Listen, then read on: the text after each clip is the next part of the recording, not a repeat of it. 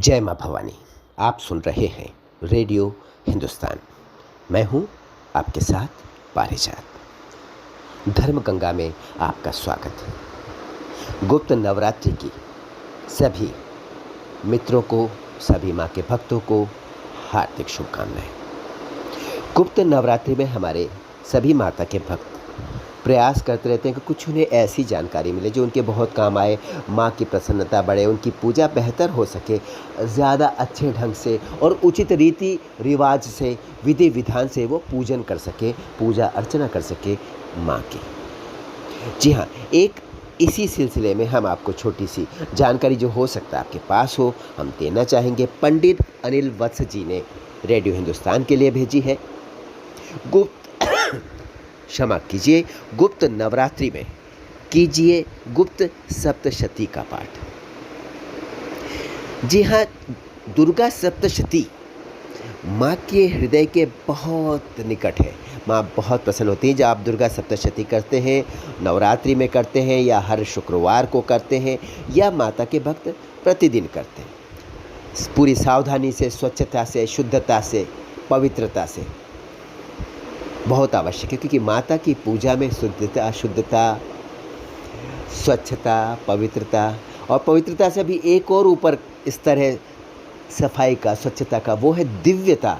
वहाँ तक हो तो और अच्छा है, वरना माँ चांटा भी लगाती है। अगर आप अशुद्ध होकर के पूजा करें, स्नान नहीं किया है, पुराने वस्त्र पहन करके पूजा कर रहे हैं जो धुले हुए नहीं है, तो माँ गुस्सा भी होती है। आपका अनिष्ट नहीं करेगी, लेकिन चांटा एक लगाएगी ताकि आपके अकल ठिकाने आए।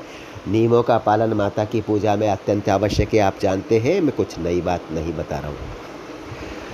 गुप्त नवरात्रि में कीजिए गुप्त सप्तशती का पाठ। दुर्गा सप्तशती के पाठ से आपको जो फल प्राप्त होता है वो फल इस गुप्त सप्तशती के पाठ से भी प्राप्त होता है। ये छोटा है, ये स्तोत्र जो है बहुत छोटा है, इसे लघु स्तोत्र कहते हैं। लघु गुप्त सप्तशती भी है ये। 9 दिनों तक माता रानी के आगे या श्री यंत्र के आगे, श्री यंत्र याद रखिए, श्री यंत्र रखिए, घर में लक्ष्मी आती है, माता के लिए प्रिय है। श्री यंत्र के आगे या माता रानी के आगे 9 दिनों तक आप गाय के घी का दीपक जलाएं और उसके साथ जब भी पूजा करने बैठे मानसिक संकल्प करें। आपको संकल्प करना आता होगा, नहीं आता है तो अपने अड़ोस पड़ोस में कोई भी पंडित हो उनसे पूछ लीजिए। संकल्प में आपको अपना नाम बोलना है, अपने पिताश्री का नाम बोलना है, कुल गोत्र का नाम बोलना है, जिस स्थान पर आप हैं उस स्थान का नाम बोलना है।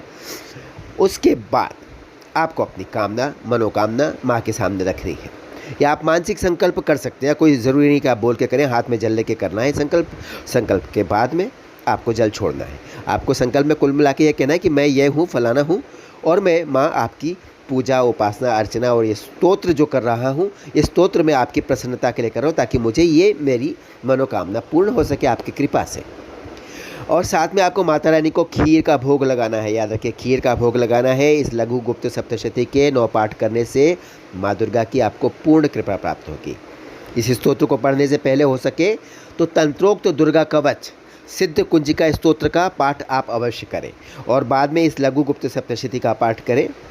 ये आवश्यक होता है। कई चीज़ें जुड़ी होती हैं, 2 स्तोत्र कई बार जुड़े होते हैं एक दूसरे के साथ में, तो उनको उस तरह से पढ़ने से उनका विशेष फल आपको प्राप्त होता है, विशेष परिणाम आपको प्राप्त होता है, माँ की विशेष कृपा आपको प्राप्त होती है। वैसे तो आपको माँ को कैसे भी भजेंगे, कोई स्तोत्र ना भी करेंगे, उनके आगे बैठ करके प्यार से मुस्कुरा के, उनकी स्मरण करके, उनकी आरती करके, हाथ जोड़ करके, सिर झुका के आ जाएंगे माँ का स्मरण करके शुद्ध अंतःस्थल से, माँ उससे भी प्रसन्न हो जाती है। वो तो माँ है ना। लेकिन आप विशेष प्रयोजन से जब विशेष प्रयत्न करते हैं तो माँ की विशेष अनुकंपा आपको प्राप्त होती है।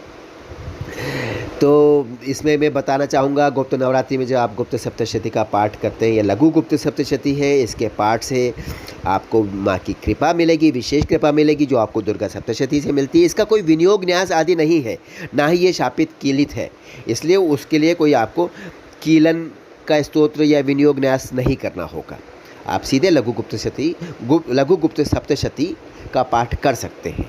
हम अगली बार लघु गुप्त सप्तशती पूरी आपके सामने बोल करके प्रस्तुत करेंगे, ताकि आप या तो उसे रिकॉर्ड कर लें या फिर ख़रीद लें बाज़ार से जा कर के, या फिर मैं जैसे बोला हूँ बिल्कुल शुद्ध ढंग से उसका आपको याद रखना है। जब भी किसी की पूजा करेंगे आप हमारे हिंदू धर्म ग्रंथों के सारे स्तोत्र संस्कृत में है, तो आपको शुद्ध उच्चारण अवश्य करना है। याद रखिए, दिस इज़ अ मस्ट। शुद्ध उच्चारण बहुत आवश्यक है, लेकिन घबराइए मत।